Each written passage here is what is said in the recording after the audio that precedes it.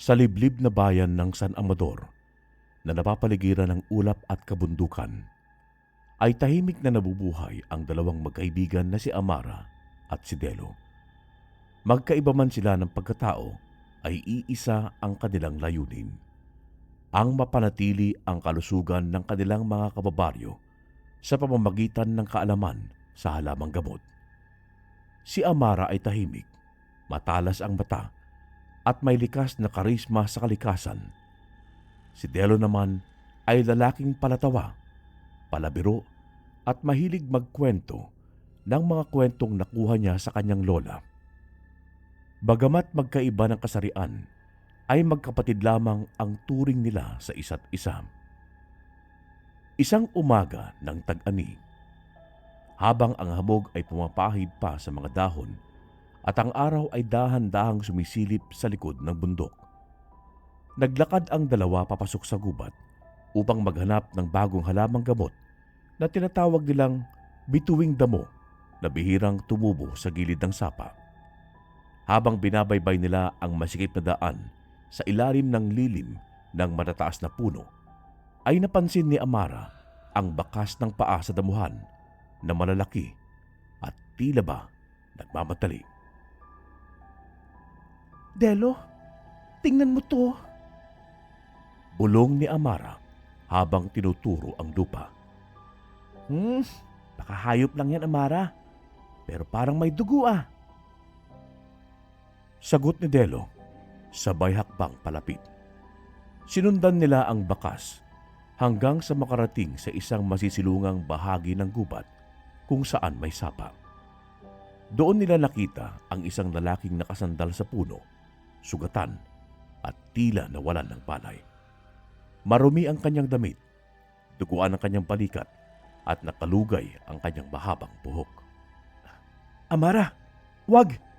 Baka patibong yan. Hila ni Delo sa kanyang braso. Hindi siya mukhang mapanganib. Halika, tulungan natin siya. Tugon ni Amara na agad lumuhod sa tabi ng lalaki at pinulsuhan ito. Dahan-dahang namulat ang mata ng estranghero. Mapusyaw ang kanyang tingin. Ngunit saglit itong nagliwanag nang masilayan si Amara. Tubig. Mahina nitong bulong. Mabilis na kumuha si Delo ng tubig mula sa sapa gamit ang kanilang nalagyan. Pinainom nila ito sa lalaki habang nililinis ni Amara ang sugat sa kanyang balikat gamit ang basang panyo. Anong nangyari sa'yo? Tanong ni Amara habang banayad ang galaw ng kanyang kamay. Hinabol. Nang nilalang. Hindi ako pwedeng manatili rito. Sagot ng lalaki habang nakapikit. Nagkatinginan ng magkaibigan. Alam nila ang tinutukoy ng lalaki.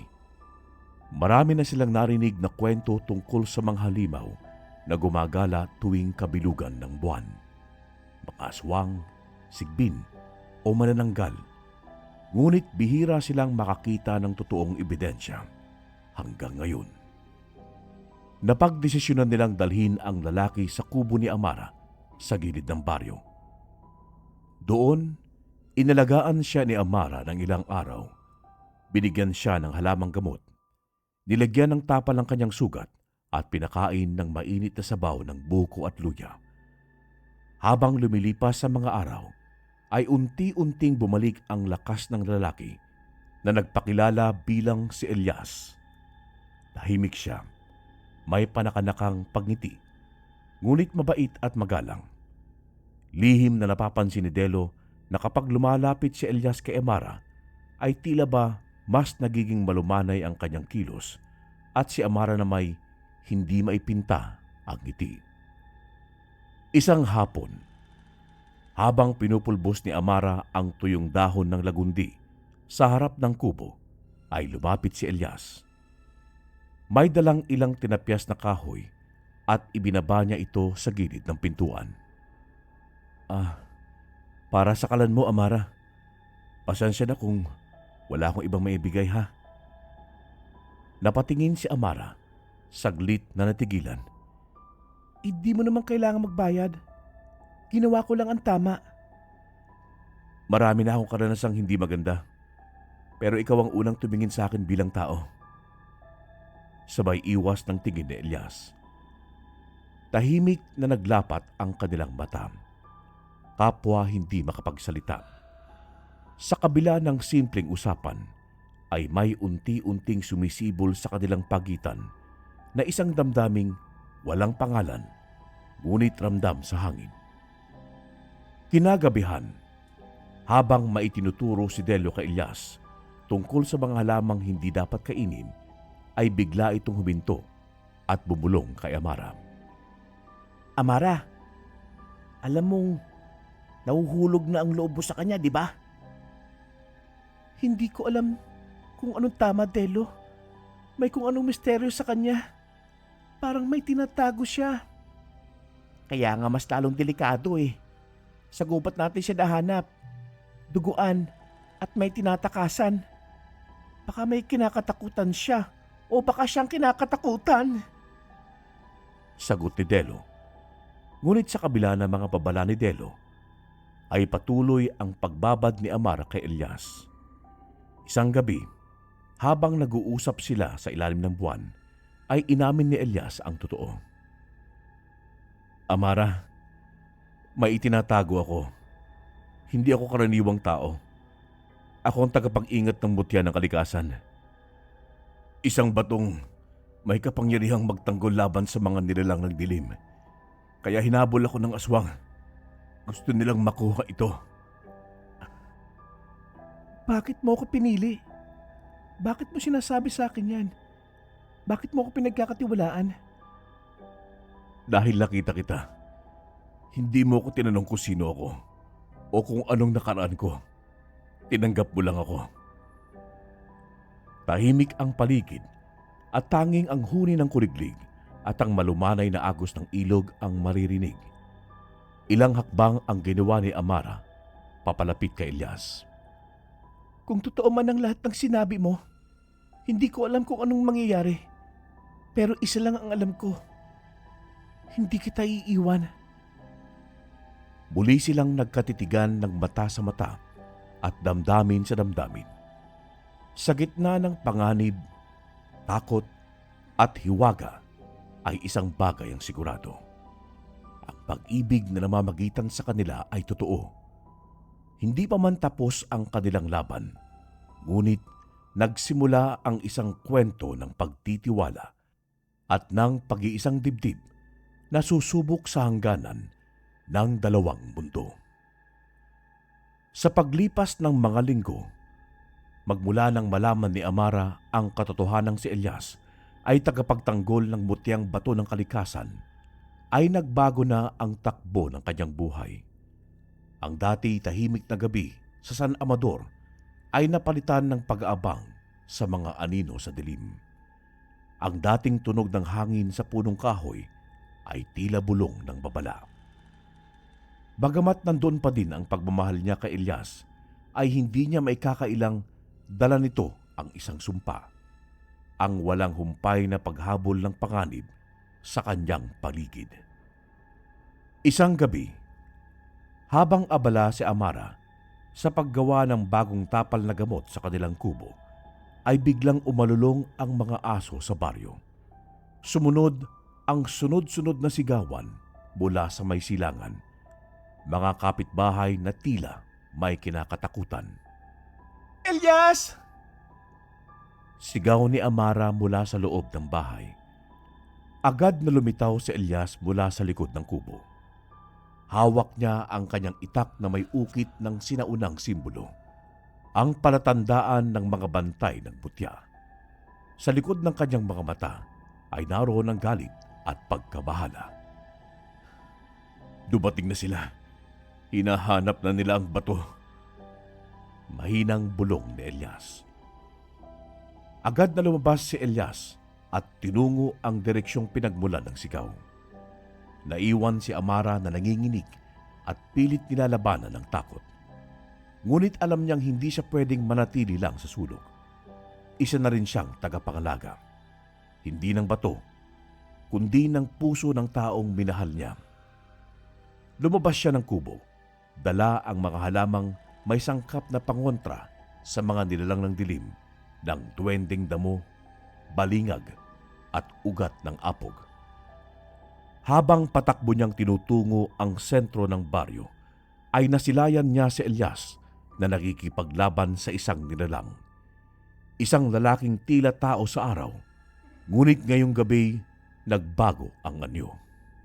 Matatalas ang kuko, may pakpak na parang paniki, at dilat na dilat ang pulang mga mata. Isa itong aswang, ang pinuno ng mga nilalang na gustong makuha ang butya. Hindi mo kami mapipigilan, Elias! Hindi mo na kayang mag-isa! Sigaw ng aswang. Ngunit hindi umuurong si Elias. Sa bawat indayog ng kanyang itak ay may liwanag na kumikislap. Ang mutya sa kanyang dibdib ay unti-unting naglalabas ng kapangyarihan at parang sinasagupa ang dilim. Hindi ako nag-iisa! Sagot niya. Sabay lingon kay Amara na nakatayo sa likuran. Hawak ang isang palayok na may usok mula sa sinunog na halamang gamot. Sumigaw si Amara at itinapon ang laman ng palayok sa ere. Kumalat ang usok at pinaputla ang balat ng aswang. Sumigaw ito sa sakit at napaatras. Ngunit bago ito tuluyang umatras, ay lumitaw ang dalawa pang nilalang na mas matangkad at mas mabagsik. Lalo pang tumindi ang laban. Dumating naman si Delo, hawak ang isang palakol. Hindi nyo kami madadala! Sa San Amador ay nagtatagumpay ang mga puso at hindi kadiliman! Nagkapit-bisig silang tatlo. Si Elias na tagapagtanggol ng mutya, si Amara na manggagamot na may pusong matapang, at si Delo ang tapat na kaibigan at mandirigmang walang takot. Isang labanang hindi lamang laban ng katawan, kundi ng loob at dangal. Matapos ang matagal na engkwentro, ay umatras ang mga aswang. Sugatan ngunit buhay na bumalik sina Amara at Elias sa kanilang kubo. Hindi ito ang una at alam nilang hindi ito ang huli. Ngunit sa bawat pagsubok ay mas lalo silang tumitibay. Habang ginagamot ni Amara ang mga sugat ni Elias, ay biglang nagsalita si Elias ng seryoso. Alam kong hindi ito ang buhay na ginusto mo. Kung gusto mong iwan ako, ay mauunawaan ko. Mahina niyang sambit. Napatingin si Amara sa binata. May luha sa kanyang mata, ngunit hindi ito dahil sa takot. Elias, nung tinanggap kita, ay tinanggap ko rin ang mundong ginagalawan mo. Kung ito man ay puro ng panganib, ay mas gugustuhin kong harapin ito. Kasama ka, kaysa mamuhay sa mundo na wala ka. Nagkatinginan silang dalawa. Wala nang kailangang sabihin pa. Sapat na ang tibok ng kanilang puso upang patunayan ang katotohanan ng kanilang pagmamahalan. Sa mga sumunod na buwan, ay mas pinagbuti ni Elias ang pagbabantay sa mutya, habang si Amara ay mas natuto ng sinaunang kaalaman upang ipagpatuloy ang paglilingkod sa mga kababaryo. Minsan ay dumarating pa rin ang panganib. Ngunit hindi na gaya ng dati, mas malakas na silang harapin ito, hindi bilang hiwalay na nilalang, kundi bilang isang puwersa. Minsang dumating ang pinakamatandang tagapangalaga mula sa kabilang bayan, dala ang mensahe ng mga diwata. Kayo na ang susunod na tagapag-ingat ng buong silangang kabundukan. Ang mutya ay hindi na lamang dapat itago, kundi gamitin upang ipagpatuloy ang balanse ng kalikasan. Sa araw ng pagbabasbas, habang nakatayo sina Elias at Amara sa gitna ng bilog na bato, sa gitna ng kagubatan, ay itinaas ni Delo ang kanyang kamay at nagsalita. Sa pag-iisang katauhan ng tagapagtanggol at manggagamot, naway magpatuloy ang liwanag sa gitna ng dilim. Maging inspirasyon kayo sa mga susunod na salinlahi. Naghalikan sina Elias at Amara sa harap ng buwan na puno ng pangako at pag-asa. Minsan ang mga kwento ay hindi natatapos sa takot. Minsan ito ay nagwawakas Sa katotohanang, kahit sa gitna ng kadiliman, ay may pag-ibig na matatagpuan. Pag-ibig na hindi takot ang sinasandalan, kundi pananampalataya, katapatan, at tapang. At sa bayan ng San Amador ay nagsimula ang bagong istorya. Ang istorya ng pag-iisang dibdib ng tagapagtanggol at ang sinumpa ng kalikasan laban sa anino ng gabi. Sa halip na katapusan, ito ay naging simula ng mas maliwanag na bukas.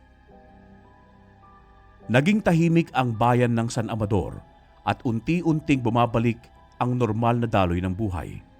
Ang mga tao'y muling nagsipagtanim sa bukid. Ang mga batay muling naglalaro sa kakahuyan. At ang mga gabi ay hindi na kasing dilim ng dati. Sa paningin ng marami ay tapos na ang banta ng mga aswang. Ngunit sa ilalim ng mapayapang anyo ng paligid ay may bagong panganib na paparating. Isang panganib na hindi nagsisimula sa dahas, kundi sa paglalandi, panlilinlang at kasinungalingan. Dumating si Turo, isang maulang hapon. Ang kanyang anyo ay tila hinulma sa larawan ng kabayanihan. Makisig ang katawan, mapanlikha ang ngiti, at ang kanyang mga mata ay tila laging may kasamang pangako ng seguridad. Isa siyang dayo, ngunit agad na tinanggap ng mga taga-baryo dahil sa kanyang magandang asal, masiglang pagtulong sa komunidad at hindi matatawarang kagalingan sa pagsasaka at pangangaso. Sa isang baryong gaya ng San Amador ay bihira ang mga ganitong nilalang, kaya't madaling nahulog ang loob ng mga tao sa kanya. Ngunit sa likod ng mapagkumbabang anyo ni Turo ay nakatago ang tunay niyang katauhan. Isa siyang alagad ng isang mas matandang lahi ng mga aswang, ang mga tinaguriang tagapagmana ng itim na lahi. Mga nilalang na mas tuso kaysa sa mga halimaw na una nang sumugod sa baryo. Sila ay hindi agad sumusugod. Sa halip ay unti-unting sumisira, sumisingit sa tiwala ng tao at saka kinakaladkad ang kaluluwa ng mga susuko sa kanilang mga lihim. Si Turo ay ipinadala upang kunin ang mutya kay Elias. Ngunit alam nilang hindi ito maaaring kunin sa dahas. Ang mutya ng kalikasan ay nakakabit, hindi lamang sa laman, kundi sa saloobin ng tagapagtanggol. Kailangang maputol ang ugnayan at ang tanging paraan ay sa pamamagitan ng pagkasira ng tiwala at puso. Kaya't pinili ni Turo ang landas ng panlilinlang. Nang mga sumunod na linggo, ay unti-unti niyang pinalapit ang sarili kay Amara. Sa umpisay, mga simpleng pakikisama lamang, pagdadala ng sariwang bunga, pag-aalok ng tulong sa paghahanda ng mga halamang gamot, at mga kaswal na pagdalaw sa kanilang kubo tuwing hapon habang wala si Elias. Ang kanyang galaw ay puno ng pag-iingat, para bang alam niyang si Amara ay hindi madaling mabighani. Ngunit si Amara, bagamat matatag, ay hindi rin bato. Sa mga oras na wala si Elias, madalas ay sa bundok upang gampanan ng kanyang tungkulin bilang tagapangalaga ng mutya. Naroon si Turo, laging handang makinig, umalalay at magpakita ng kabaitan na matagal nang hindi nadarama ni Amara mula sa iba. Hindi niya ito hinangaan, ngunit hindi rin niya tuluyang tinanggihan. Hindi dahil siya ay naaakit, kundi dahil siya ay tao lamang at sa gitna ng kanyang pagod at pangungulila, si Turo ay tila paalala na may ibang mundong mas simple, mas tahimik at walang dalang sumpa o panganib. Ngunit hindi alam ni Amara na bawat hakbang ni Turo ay kalkulado. Sa tuwing siya'y tatawa, ay may binubuo siyang bitak sa tiwala ni Amara kay Elias. Sa bawat paglingon ni Amara sa kagubatan ay hinahanap ang matagal nang hindi bumabalik na si Elias at naroon si Turo upang punan ang katahimikan. Sa ilalim ng buwan, isang gabi Habang si Amara ay naglalakad pauwi, galing sa pangangalap ng halamang gamot, ay lihim siyang sinundan ni Turo. Sa lilim ng mga punong akasya, siya'y pinanood, siniyasat at pinagmasdan, hindi bilang babae, kundi bilang tagapagdala ng dilim, ng puso ng tagapagtanggol at ng daan tungo sa mutya. Ang misyon ay simpleng pinili ni Turo. Kung hindi niya maaagaw ang mutya mula kay Elias, ay aagawin niya ang puso ni Amara upang mawala sa balanse ang tagapangalaga. Kapag ang puso ni Elias ay nanghina, ang mutya ay mawawalan ng lakas at madali nang makuha. Isang gabi, habang si Elias ay malayo sa kagubatan upang kumonsulta sa mga tagapangalaga ng karagatan, ang mga diwata ng tubig na siyang kaalyado ng kalikasan ay naabutan ni Turo si Amara sa kanilang kubo. May dala siyang inumin, mga halamang gamot, at ngiti ng isang kaibigan. Pinaupo siya ni Amara at nagpalitan sila ng katahimikan. Doon, sa gitna ng dilim, ay nagpakilala si Turo hindi sa salita kundi sa presensya. Isang presensyang piniling maghintay, manahimik at maging anino sa bawat galaw ni Amara. Lingid sa kaalaman ni Amara, sa gabing yun ay sinimulan ni Turo ang mas masalimuot na bahagi ng kanyang misyon, ang paglalagay ng sumpa sa kanilang paligid, isang uri ng mahika na dahan-dahang binubulag ang puso mula sa liwanag. Sa tuwing siya'y naroroon, hindi agad mararamdaman ni Amara ang init ng mutya sa dibdib ni Elias kapag ito'y kasama niya. Sa bawat haplos ng hangin ay may halong inggit, pagdududa at lumbay. Hindi nagtagal ay napansin ni Amara ang mga pagbabago. Si Elias ay tila laging malayo ang isip at tila abala sa mga bagay na hindi niya maipaliwanag. Hindi niya alam kung ito ay dahil sa tungkulin o dahil may itinatago. Sa mga ganitong panahon ay naroon si Turo upang mapansin ang kanyang pagod, upang pakinggan ang kanyang hinaing, at upang alalahanin ang mga bagay na si Elias ay tila nakakalimutan. Maging si Elias ay nakaramdam ng pagbabago. Ngunit sa halip na magsalita ay pinili niyang unawain. Alam niyang may panganib, ngunit hindi niya matukoy kung saan nanggagaling. Sa bawat gabi ng kanyang pagbabantay sa mutya, ay ramdam niya ang kahinaan ng koneksyon na tila may humaharang sa lakas ng bato. At sa kanyang panaginip, ay palaging naroon ang aninong may mapanlinglang na ngiti. Dumating ang panahon na ang mutya ay nagsimulang magdilim. Ang dating liwanag na tumatanglaw sa puso ni Elias ay napalitan ng anino. Isang aninong may mukha ni Turo. Doon niya lamang napagtanto ang kabuuan ng panganib na ang laban ay hindi na sa dahas kundi sa mismong puso ng kanyang minamahal. Ngunit huli na ba ang lahat?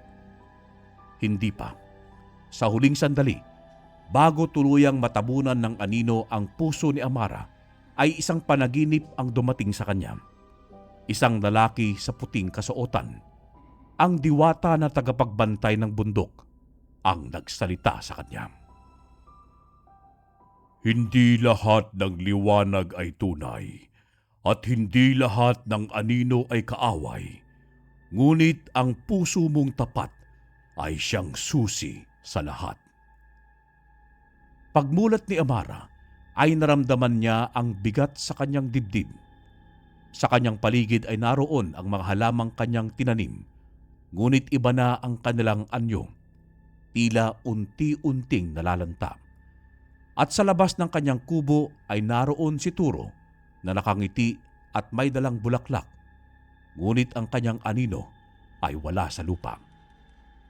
Doon niya napagtanto na si Turo ay nilalang ng dilim at sa isang iglap ay bumalik ang lahat. Ang mga ngiti, ang paglalapit at ang mga sigaw ng puso, lahat ay bahagi ng panlilinlang. At sa muling pagbabalik ni Elias mula sa kabundukan, Siya at si Amara ay muling nagtagpo. Hindi bilang dalawang taong nagdududa, kundi bilang dalawang kaluluwang muling nagtitiwala. Ang labang inumpisahan ni Turo ay hindi pa tapos. Ngunit ngayong alam na nila ang kanyang layunin, ang laban ay magiging mas tiyak. Dahil ang mutya ay hindi lamang bagay, ito ay pinapangalagaan ng dalawang pusong handang lumaban, hindi lang para sa isa't isa, kundi para sa buong San Amador. Sa kabila ng pagsisikap nilang ibalik ang dating tibok ng kanilang samahan, ay naging tensionado pa rin ang relasyon ni na Amara at Elias. Mula nang madama ni Elias ang unti-unting paglayo ng damdamin ni Amara, ay tila naging mas alisto siya sa paligid. Sa bawat kilos, sa bawat titig, at higit sa lahat, sa mga bagong mukha sa baryo. At higit sa lahat, kay Turo. Ngunit kahit anong pilit niyang ipabatid kay Amara ang kanyang pangamba, ay tila hindi siya pinakikinggan. Sapagkat sa paningin ni Amara, si Turo ay walang bahid ng pagkukunwari na lagi itong nariyan, laging handang tumulong at laging nagbibigay ng katahimikan sa kanyang magulong isipan. Dahil malakas ang kapangyarihan ni Turo na linlangin ang isipan ni Amara. Minsan pa nga'y naisip ni Amara na baka si Elias na mismo ang nagbabago, na baka dala lamang ng selos o takot ang kanyang mga bintang. Bagamat hindi tuwirang sinasabi ni Elias, ay ramdam ni Amara ang malamig nitong mga titig sa tuwing kasama si Turo. Hindi ito ang Elias na dating puno ng lambing at pag-unawa. Kaya sa halip na maglapit, ay lalo lamang silang nagkakalayo. Sa gitna ng mga agam-agam, ay dumating ang isang pagdiriwang sa baryo. Isang taunang selebrasyon upang pasalamatan ang anito ng bukirin para sa masaganang ani. Isang gabi ng sayawan, awitan at handaan. Sa gitna ng alon ng liwanag ng sulo, musika ng gitara at tawa ng mga bata, ay pansamantalang nakalimot ang mga tao sa alingasngas ng panganib. Ang buong baryo ay nagtipon sa sentrong liwasan at sa isang malaking altar sa gitna ay inialay ang isang matabang baboy bilang handog. Nasa gitna ng pagtitipon si Turo na tulad ng dati nakangiti, magiliw at punong-puno ng sigla. Tumutulong siyang mag-ayos ng mga pagkain, nagpapasaya ng mga bata at nakikipagkwentuhan sa matatanda. Sa isang gilid ng liwasan ay naroon si Amara.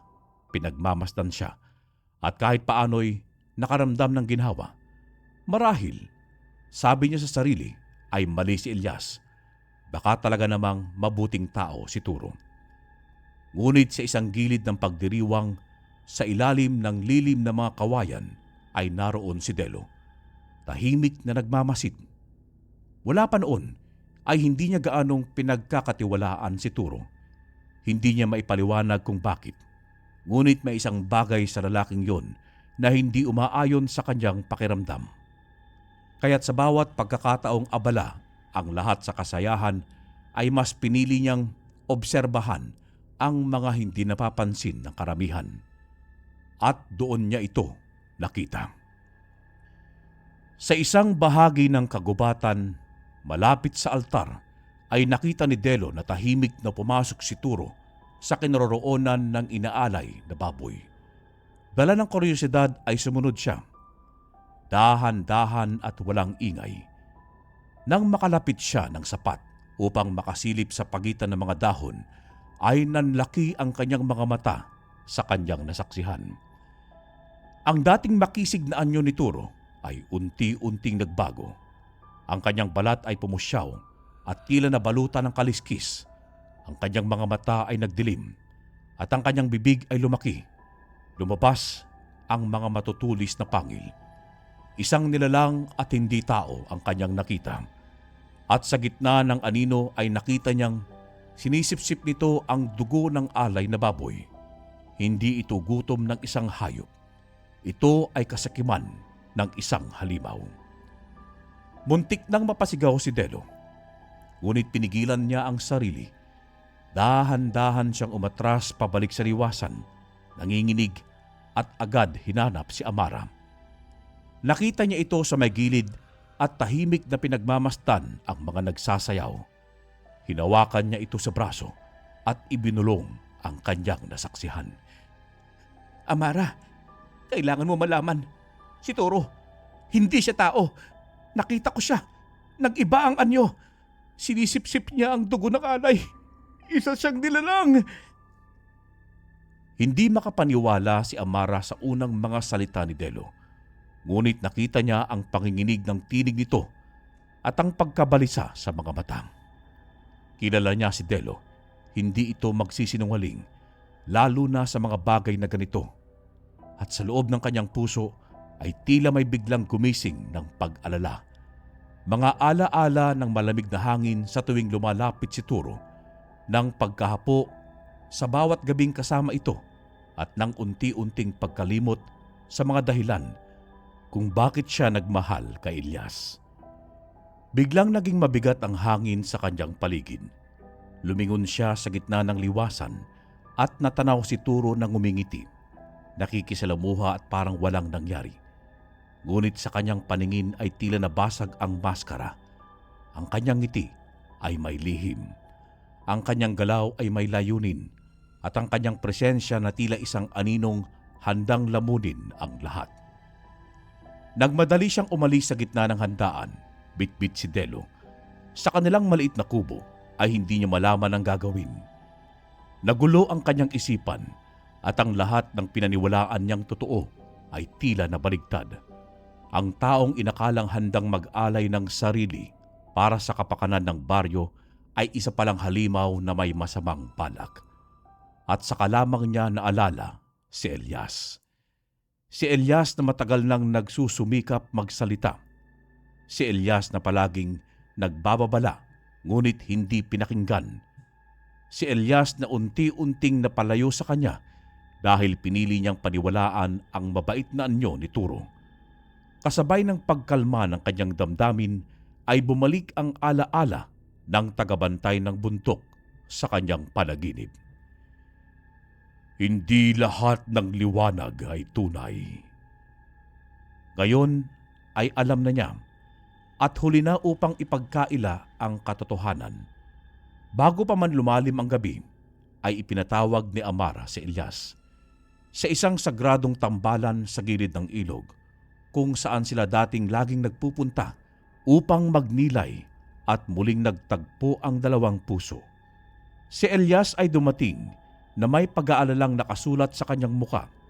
Ngunit nang makita niya ang mga mata ni Amara na puno ng pag-unawa, pagsisisi at pagkumpirma, ay naramdaman niyang nagbabalik ang liwanag ng mutya. At doon, sa gitna ng ilog at liwanag ng buwan, ay isinalaysay ni Amara ang lahat na mula sa mga pagkukulang niya sa panlilinlang ni Turo at sa nakita ni Delo. Si Ilyas ay hindi nagsalita agad, ngunit ang kanyang mga mata na dati ay puno ng pag-aalinlangan, ngayoy muling tumibok sa tiwala. Sa pagkakataong ito, sabay na silang lalaban, hindi lamang para sa mutya, kundi para sa isa't isa at sa papalapit na gabi ng bagyo. Kapag ang dilim ay muling babalot sa San Amador, ay alam na nila kung sino ang tunay na kalaban. At sa unang pagkakataon, ang liwanag ay hindi lamang magmumula sa bato, kundi sa dalawang pusong pinanday ng pag-ibig, pagdurusa at paninindigan. Nagkaroon ng komprontasyon na matagal nang pinipigil ng katahimikan ng bayan. Ang pagtatagpo ng tagapagtanggol ng mutya ng kalikasan at ng nilalang na may pusong sakim at pusong uhaw sa kapangyarihan, sina Ilyas at Turo. Ang kagubatan na dati tila kanlungan ng buhay at katahimikan, ngayon nagmistulang mandirigmang naghahanda sa pagputok ng digmaan. Kumakaway ang mga sanga sa hangin at ang lupa'y tila umuugong sa bigat ng kasaysayang magaganap. Naglakad si Ilyas sa gitna ng mga punong kahoy na paluhod sa edad. Sa kanyang kanang palad ay nakasilid ang mutya, ang pusong bato ng kalikasan, ang pinagmumulan ng kanyang lakas at ang tanging yaman na pilit inaagaw ng dilim. hanggang sa isang aninong mabilis na sumulpot mula sa itim na alon ng hangin ay humarang si Turo. Ang kanyang mga mata ay kumikislap ng pulang apoy.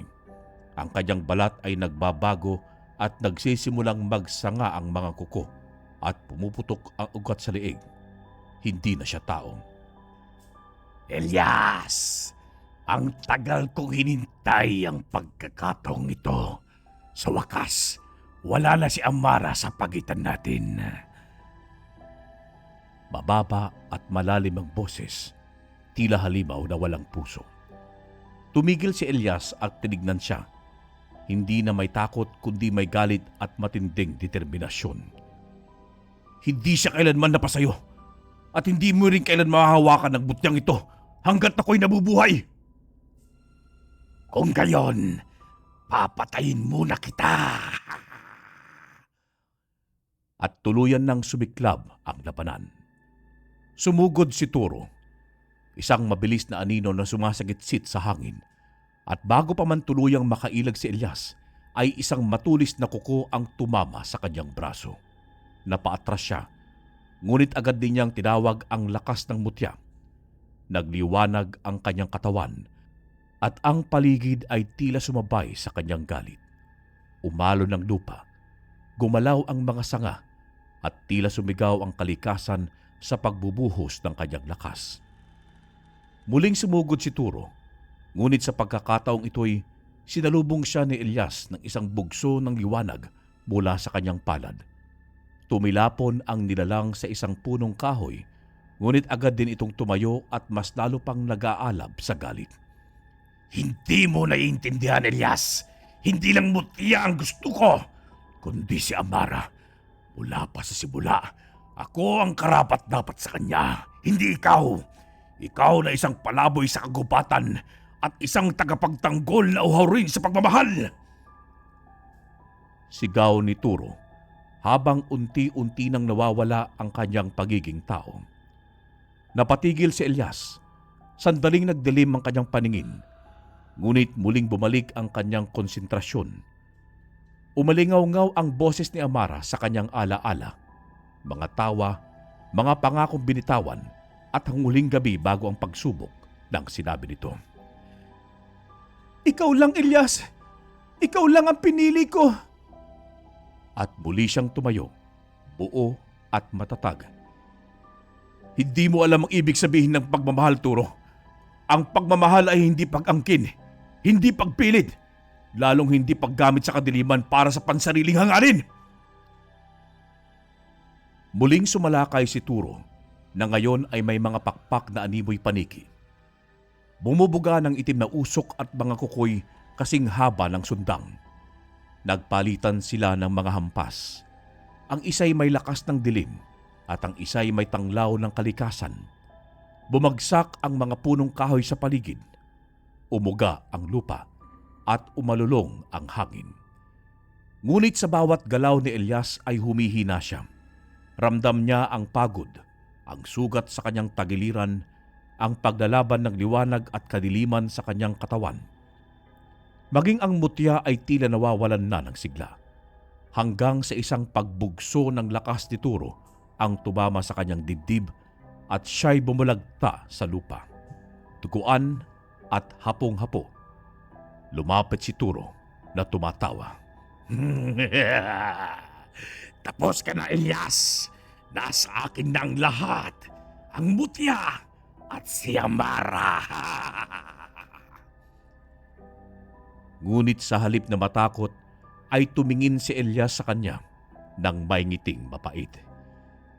Maaari mong sirain ang katawan ko, ngunit hindi ang panata ko. At sa huling sandali, ay inilapit ni Elias ang mutya sa kanyang dibdib at isang malakas na liwanag ang sumiklab mula sa kanyang puso. Ang mutya, sa halip na agawin, ay kumikilos ayon sa tapat na puso ng tagapangalaga. Sa liwanag na yon ay sumiklab ang buong paligid. Isang purong enerhiya na hinugot sa huling lakas ni Elias. Napaatras si Turo at napasigaw. Sa hapdi ng liwanag, nagsimulang masunog ang kanyang balat. Nalalagas ang kanyang balahibo at nagsabog ng itim na usok ang kanyang katawan. Hindi! Hindi ito maaaring mangyari! Akin ang mutya! Akin si Amara! Ngunit nang tinangay siya ng liwanag, paitaas at patungo sa isang puwang ng kalikasan kung saan wala ng lugar ang kadiliman. Sa kanyang huling sigaw, si Turo ay tuluyang nilamon ng liwanag ng mutya. At pagkatapos ay katahimikan. Bumagsak si Elias na halos wala ng malay. Ang kanyang hininga ay paos at mahina. Sa kanyang kamay, ang mutya ay muling naging mahinahon, ngunit hindi na kasing liwanag tulad ng dati. Tila ito'y nagpahinga rin katulad niya. Ilang saglit ang lumipas, ay narinig ni Elias ang mga yapak ni Amara sa tuyong dahon. Tumakbo ito palapit at luhaang niyakap ang dugoang katawan ni Elias. Elias, patawarin mo ako.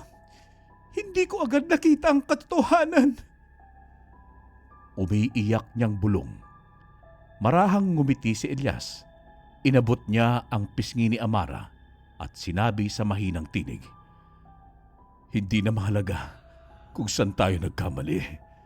Ang mahalaga ay bumalik ka." At sa pagluha ni Amara ay muling sumiklab ang liwanag mula sa mutya. Ngunit ngayon ay iba. Ito'y liwanag ng kagalingan, liwanag ng pag-ibig na dalisay at walang halong takot. Dahan-dahang nagsara ang mga sugat ni Elias at sa unang pagkakataon ay nabuhay ang kagubatan sa isang bagong pag-asa.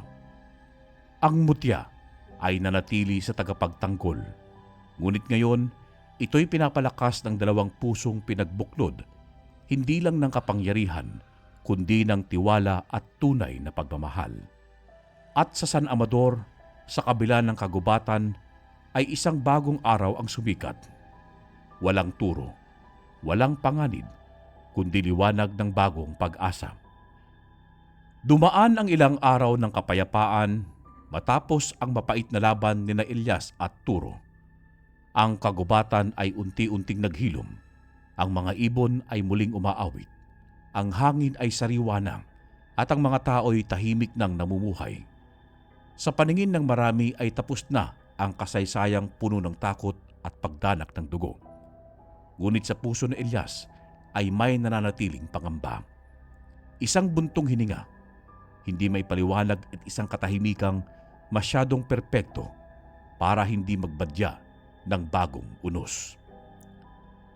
Hanggang isang gabi, habang si Elias ay naglalakad sa gilid ng kakahuyan upang bisitahin ang pinanggagalingan ng ilog, ay may naramdaman siyang biglang pag-iba ng ihip ng hangin. Naging malamig, masyadong malamig. Ang mga sanga ng puno'y nagsimulang gumalaw kahit walang hangin, at sa madilim na bahagi ng gubat ay may sumiklab na pulang liwanag. Muling tumindig ang kanyang balahibo.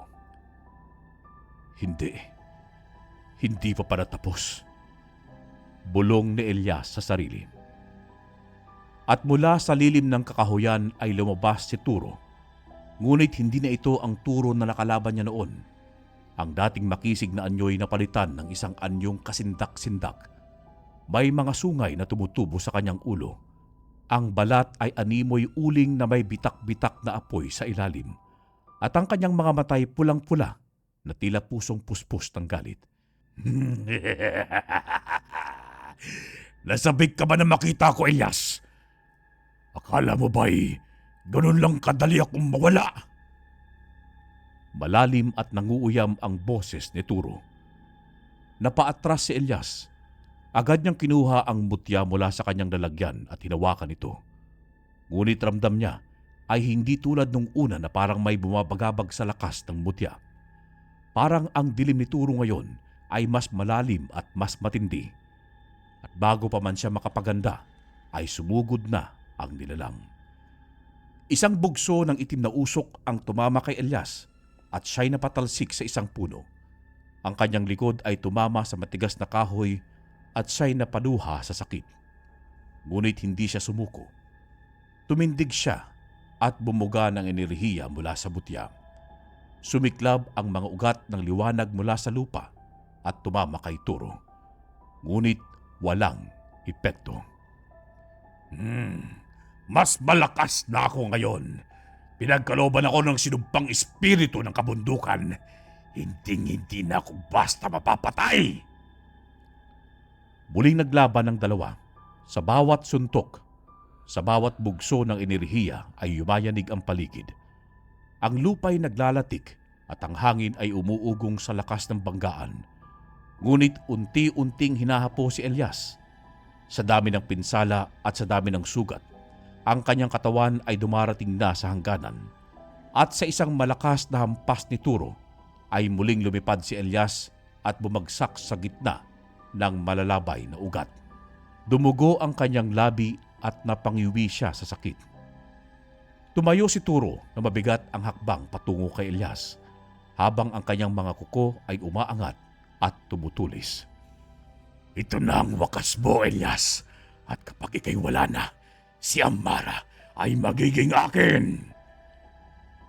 At sa pagbagsak ng isang kamay ni Turo upang tuldukan ang buhay ni Elias, ay isang sigaw ang pumunit sa katahimikan. Turo! Tumigil si Turo. Lumingon siya at doon sa gitna ng dilim, sa ilalim ng liwanag ng buwan, ay si Amara. Nakasuot siya ng isang balabal na gawa sa dahon at ugat, at sa kanyang kamay ay isang halamang gamot na itinuturing na sagrado sa kanilang angkan. Ang dilang kalabaw, isang uri ng damo na matagal nang ipinagbabawal gamitin, maliban kung laban sa isang tunay na kasamaan. Ang katas nito na ayon sa kwento ay kayang pahinain ang mga nilalang ng dilim sa pamamagitan ng pagdikit sa laman ng taong may dalisay na layunin. Hindi umiimik si Amara. Dahan-dahan niyang piniga ang halamang gamot at ipinahid ito sa kanyang balat, sa kanyang leeg at sa kanyang mga braso. Ang mabangong halimuyak ng halamang yon ay agad na lumaganap sa paligid. Si Turo sa unay naguguluhan, ngunit nang simulang lumapit si Amara sa kanya, ay may takot na unti-unting sumilay sa kanyang mga mata. Anong ginagawa mo? Tanong ni Turo. Ngunit hindi sumagot si Amara. Dahan-dahan siyang lumapit at tumatakbo ang luha sa kanyang pisngi. At sa isang iglap ay niyakap niya si Turo. Nagwala si Turo.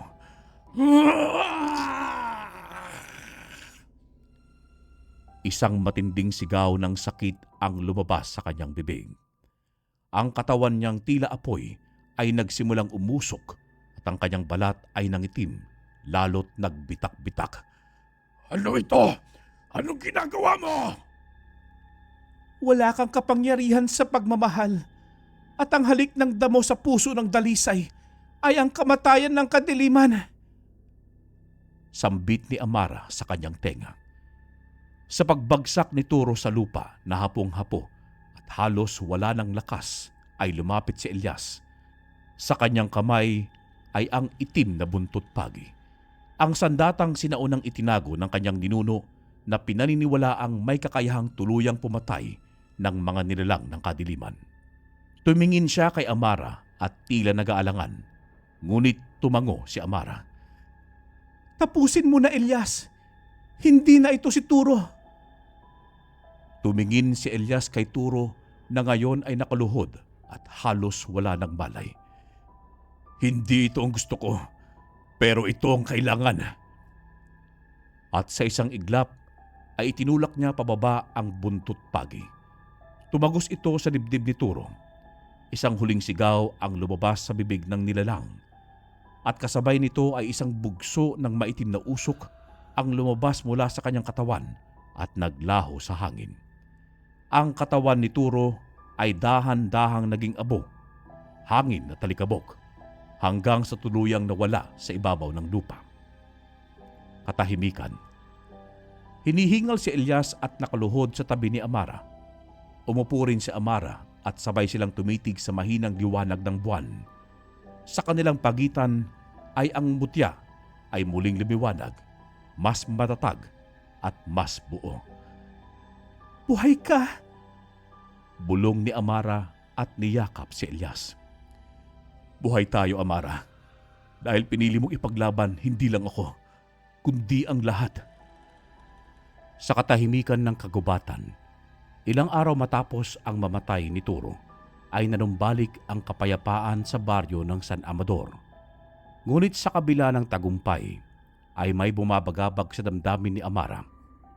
Hindi na ito tungkol sa digmaan o sa panganib na nawala, kundi sa katotohanang unti-unti niyang natutuklasan tungkol sa kanyang sarili.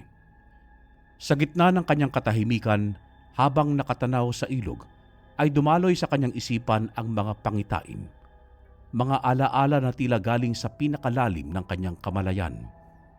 Muling sumagi sa kanyang gunita ang mga salitang narinig niya noong bata pa siya. Ang mga bulong-bulungan ng matatanda tungkol sa kanyang ina na di umano'y naglaho sa kalaliman ng gabi sa isang kabilugan ng buwan. Ngayon, matapos sa mga pangyayaring nagdaan, ay hindi na siya nagdududa. Ang kanyang lakas, ang bilis ng kanyang paggaling at ang kakayahang makaramdam ng enerhiya ng halaman at hayop, hindi ito karaniwang taglay ng isang mortal. May dugo siyang hindi ganap na tao. Ang pagkakahawak ni Amara sa halamang gamot habang yakap si Turo at ang katotohanang hindi siya nasaktan ng ihip ng lakas nito ay lalong nagpatibay sa kanyang sapantaha. Ang damo ay dapat nasusunog ng balat ng isang aswang. Ngunit siya, bagkus, ay tila nakipag-isa rito. Sa halip na sunugin siya, ay naging bahagi ito ng kanyang lakas. Ang kanyang presensya ay hindi itinakwil ng kalikasan. Sa halip, ito'y niyakap. Lumubog siya sa matagal na pagninilay. Ang pagkaunawang yon ay unti-unting gumapang sa kanyang puso. Isa siyang nilalang na may lahing aswang. Isang anak ng liwanag at dilim, at sa kanyang dugo ay nagtatago ang dalawang mundong laging magkabangga. Dinalaw siya ng kaba at pangamba. Hindi dahil sa takot na muling umatake ang mga nilalang ng gabi, kundi sa takot na baka hindi na siya tanggapin ng mundong kanyang pinili. Baka si Elias, na pinangangalagaan ang mutya ng kalikasan, ay siyang kabaligtaran ng lahat ng kinakatawan ng mga aswang, ay lumayo na sa kanya. Baka hindi niya nakayaning harapin ang refleksyon ng sariling anino sa mga mata ng taong mahal niya. Ngunit sa mga araw na lumipas, habang nanatili siya sa tabi ni Elias sa tahimik na bahagi ng gubat, napagtanto niyang walang pagbabago sa pakikitungo nito sa kanya. Hindi man niya ito tinanong, dama niya sa bawat kilos, sa bawat presensya na hindi siya tinatalikuran. Tahimik ang pagmamasid ni Elias, ngunit puno ng pagkalinga. Sa bawat araw na lumilipas, habang muli nilang binabalikan ng mga damo, halaman at ritual na nakatulong sa kanilang laban, ay mas lalong tumitibay ang pagkakaintindi ni Amara sa sarili. Sa halip na itago ang kanyang pinagmulan, ay unti-unti niya itong tinanggap. Sa kanyang kalooban, ay tinanggap niya na hindi siya nabubuo lamang ng dilim o liwanag. Siya ay isang nilalang na isinilang sa pagitan ng dalawa na may kapasidad sa kabutihan, ngunit may aninong kailangang bantayan. At sa pagtanggap na yon, ay naramdaman niya ang kalayaan. Hindi niya pinili ang dugong nananalaytay sa kanya, ngunit pinili niyang lumaban para sa tama. Pinili niyang gamitin ang lakas na tinanggihan ng iba upang iligtas ang mga taong mahal niya. Pinili niyang maging silahis ng liwanag sa kabila ng aninong minana. Hindi na siya takot. Hindi na siya nagtatago. Siya si Amara, ang anak ng isang ina na pinanganak sa dilim at isang ama na hindi niya kailanman nakilala. Ngunit mas mahalaga, siya ay nilalang na piniling mamuhay sa liwanag. Isang hapon na naglakad sina Elias at Amara pauwi mula sa kagubatan, dala ang sugatang alaala ng nagdaang laban at ang mutyang minsang naging sentro ng panganib. Sa bawat hakbang ay bumibigat ang kanilang mga puso, hindi dahil sa takot, kundi dahil sa pasaning kailangang tapusin.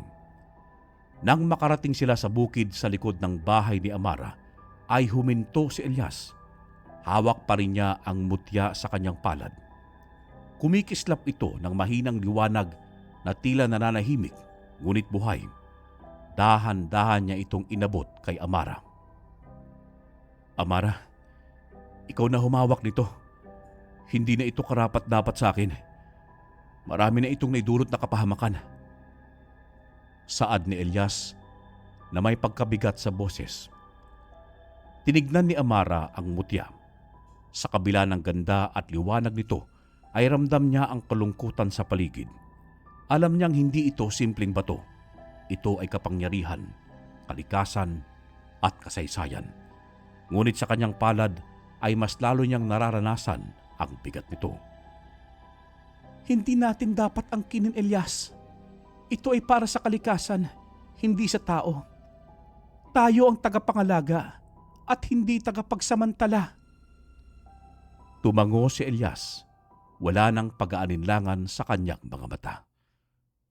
Kung gayon, ililibing na lang natin ito. Sa gitna ng lumang punong balete, ang tinatawag ng mga matatanda na puno ng panata ay hinukay nila ang lupa. Doon nila maingat na inilagak ang mutya. Habang ibinabaon nila ito, ay biglang umihip ang hangin na tila may bulong ng mga espiritu sa paligid. Ang mga dahon ay kumampay na tila sumasang-ayon. Wala silang binigkas na salita, ngunit ramdam nilang ang kalikasan ay nagikinig. Pagkatapos may baon ng mutya, ay tahimik silang naupo sa tabi ng punong yun. Sa katahimikan ng umaga, ay naramdaman nilang parabang isang malaking yugto ng kanilang buhay ang tuluyang natapos. At lumipas ang mga taon. Muling bumalik sa katahimikan ang San Amador. Unti-unting bumangon ang baryo mula sa hilakbot ng mga nilalang ng dilim.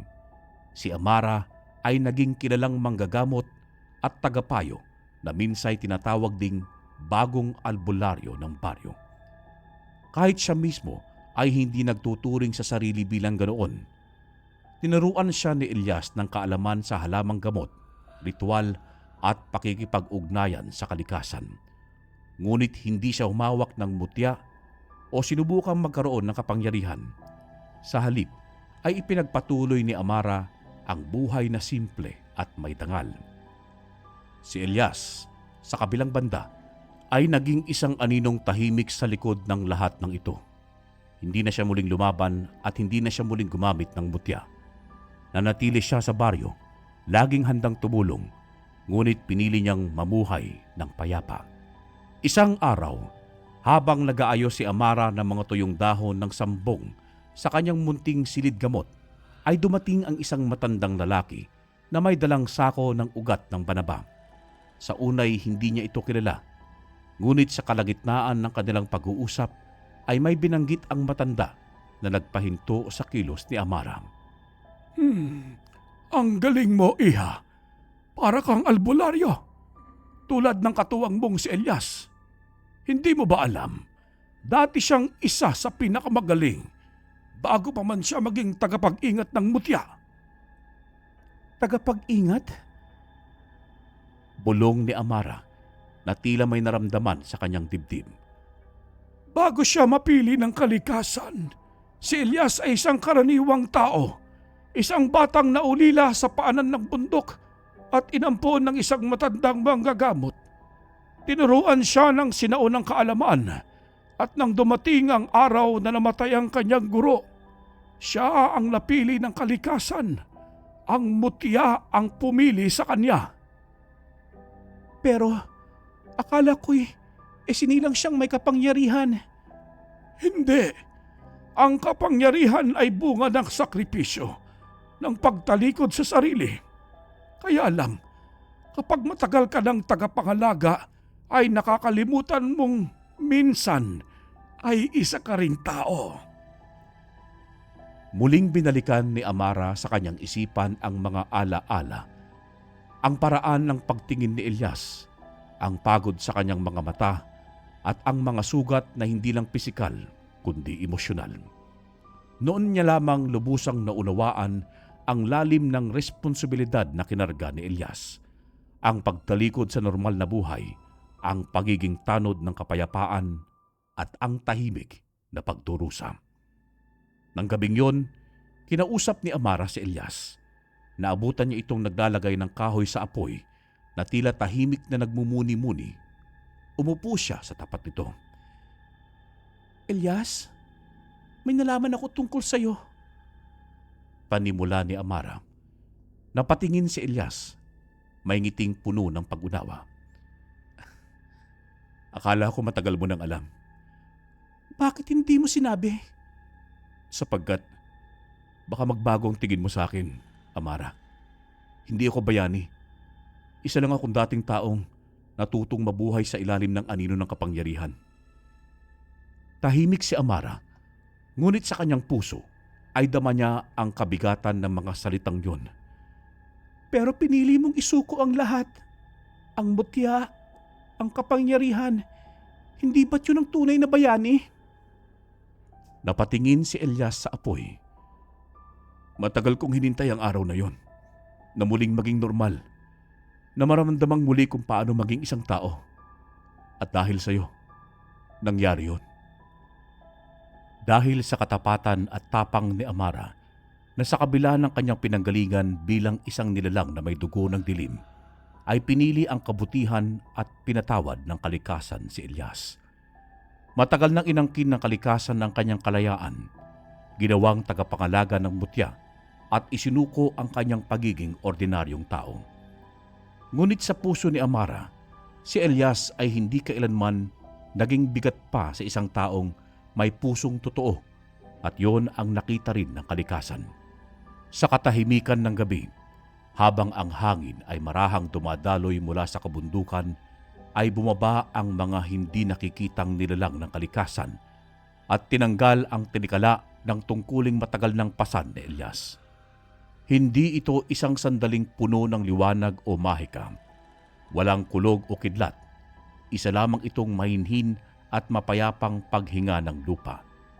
Isang paalala na sa kabutihan at pag-ibig na may kapangyarihang mas mataas pa sa anuman, at yun ay ang kapatawaran. Nang muling buksan ni Elias ang kanyang mga mata matapos ang isang mahabang panaginip, ay ramdam niyang wala na ang bigat sa kanyang katawan, wala na ang mutya sa kanyang dibdib, wala na rin ang mga sigaw ng mga espiritong bumubulong sa kanyang isip. Isa na lamang siyang ordinaryong tao, ngunit sa puso niya, yon ang pinakamalaking biyayang natanggap niya. Sa mga sumunod na araw, ay naging usap-usapan sa buong baryo ang pagbabagong yon. Si Elias, na minsang tinatawag na manunugis ng mga nilalang ng dilim, ay isa ng karaniwang lalaki, subalit masaya. At sa piling ni Amara, ay natagpuan niya ang tunay na kapayapaan. Hindi naglaon, ay nagpasya si Elias na formal na pakasalan si Amara. Hindi bilang gantimpala sa kanyang kabayanihan, kundi bilang pagtanggap sa isang pag-ibig na nabuo sa gitna ng gulo at kadiliman. Hindi ito minadali.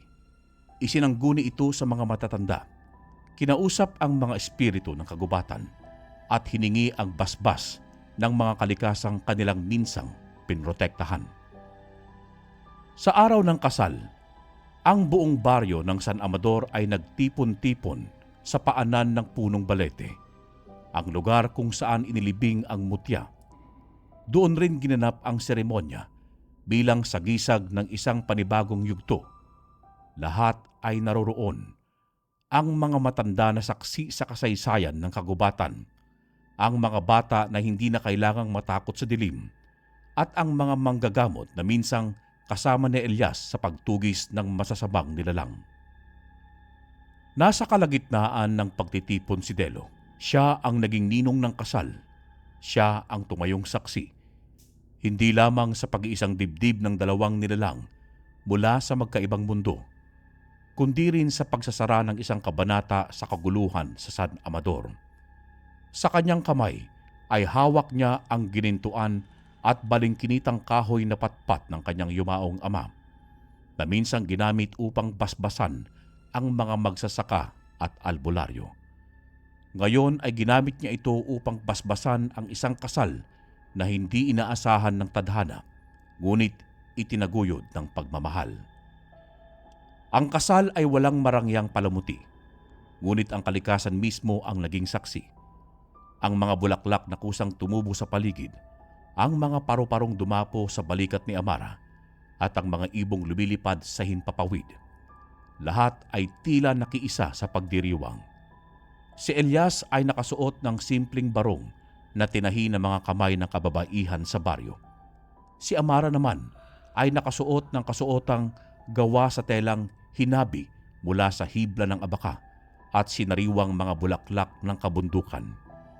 Walang koronang ginto, kundi isang simpleng tanikala ng halamang damo na may kahulugang pagkakaisa. Sa ilalim ng liwanag ng araw, habang ang hangin ay dumadaloy na tila nagpapadala ng bulong ng mga espiritu, ay naglakad si Amara patungo kay Elias. Sa bawat hakbang niya ay tinatanggap siya ng mundo, isang nilalang na may karapatang magmahal at mahalin. Nang sila'y tuluyang magkatabi, inilahad ni Elias ang mga salitang walang tunog, ngunit puno ng kahulugan. Sa pagbubuklod ng kanilang mga palad ay pinagsama rin ang kanilang nakaraan, mga sugat, luha, takot at pangarap sa isang kasunduan ng pag-ibig. Pagkatapos ng seremonya ay nagdiwang ang buong baryo. May mga handaan sa bawat tahanan, may sayawan sa gitna ng plaza, at may mga kantang kinatha mula sa kwento ni na Elias at Amara. Ang mga matatanda ay nagkwento sa mga bata ng kabayanihang ipinakita ng dalawa. Hindi sa pamamagitan ng lakas, kundi ng pagpili ng kabutihan sa harap ng kasamaan. Habang sumisilip ang buwan sa langit, ay nagtipon ang ilan sa mga taga-baryo sa paanan ng punong balete. Doon, sa paligid ng apoy, ay sinimulan nilang ilahad ang kanilang kwento. Ikinuwento nila kung paanong ang isang albularyo na minsang naging tagapakalaga ng mutya ay minahal ang isang aswang. Ipinasa ito sa mga sumusunod na henerasyon hanggang sa naging kasaysayan ng kabundukan ng San Amador ang kwento ng pag-iisang dibdib ng manunugis at aswang. At sa tuwing may batang magtatanong kung tunay bang nangyari ang kwentong yun, ang sagot ay palaging, "Oo, saksi ang punong balete at ang buong kalikasan." At kung sila'y mapapadaan sa paanan ng bundok kung saan matatanaw ang lumang bahay ni Elias at Amara, ay makikita nila ang dalawang aninong magkasama sa may balkonahe na tahimik, magkahawak kamay at masaya. Wala nang mutya, wala nang sumpa, wala nang takot. Ang natira na lamang ay pag-ibig na mas matibay pa sa anino ng gabi. Ang kwentong ito ay hindi lamang isang kapanapanabik na salaysay ng pakikipaglaban sa pagitan ng mabuti at masama, kundi isang malalim na paglalakbay tungo sa pagtanggap sa sarili, tunay na pagmamahal at ang kapangyarihang taglay ng pagpili. Sa bawat kabanata ay hatid nito ang mga mahalagang aral na maaaring maging gabay sa tunay na buhay, lalo na sa mga panahong tayo'y humaharap sa mga suliraning personal at panlipunan. Una sa lahat, itinuturo ng kwento ang kahalagahan ng pagtanggap sa sariling pagkatao. Gaano man ito kaiba o kahirap yakapin, sa katauhan ni Amara ay nakita natin ang isang tauhang tila perpekto na mabait, matapang at mapagmahal, ngunit sa huli ay nadiskubring may lahing aswang. Sa halip na itakwil ang bahaging ito ng kanyang pagkatao, ay pinili niyang tanggapin ito at gamitin sa kabutihan.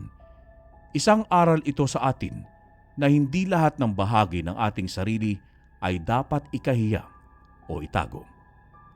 Ang tunay na lakas ay nagsisimula sa pagkilala at pagtanggap sa ating kabuuan na maging ang ating mga kahinaan o pinanggalingan. Pangalawa, mahalaga ang pagiging mapanuri sa mga taong pinagkakatiwalaan natin. Sa pagkatao ni Turo ay nakita natin ang mukha ng panlilinlang. Isang taong makisig, magiliw at minahal ng komunidad. Ngunit may itinatagong kasamaan. Ang kanyang layunin ay hindi lamang agawin ang mutya, kundi sirain ang pagkakaibigan at pagmamahalan ni na Elias at Amara. Isang paalala ito na ang kabutihan na panlabas na anyo ay hindi laging sumasalamin sa kabutihan ng puso. Dapat tayong matutong makinig sa ating pakiramdam at huwag basta-basta magpadala sa ipaimbabaw na kaanyuan ng mga tao. Ikatlo, ipinakita ng kwento ang lakas ng pagmamahalan na hindi nakabase sa perpeksyon, kundi sa pagtanggap. Sa kabila ng natuklasan ni Elias tungkol kay Amara, ay hindi siya lumayo o nagbago ng pagtingin. Sa halip ay pinili niyang manatili, magtiwala at magmahal. Sa isang mundong puno ng paghuhusga, ang ganitong uri ng pag-ibig, tunay, tapat at tanggap ang buong pagkatao ay bihira, ngunit napakahalaga. Isa itong paalala na ang pagmamahal ay hindi tungkol sa kung sino tayo noon, kundi kung sino tayo ngayon at kung paano tayo pinipiling mahalin sa kabila ng lahat. Sa kabuuan, ang kwento ay nagsisilbing paalala na ang kabutihan ay hindi nasusukat sa pinagmulan, kundi sa mga pagpiling ginagawa natin araw-araw. Kahit pa may madilim na bahagi sa ating kasaysayan, palagi nating pwedeng piliin ang liwanag at sa bawat pagpili natin ng kabutihan sa kabila ng kasamaan, tayo ay nagiging bayani ng ating sariling kwento. Wakas.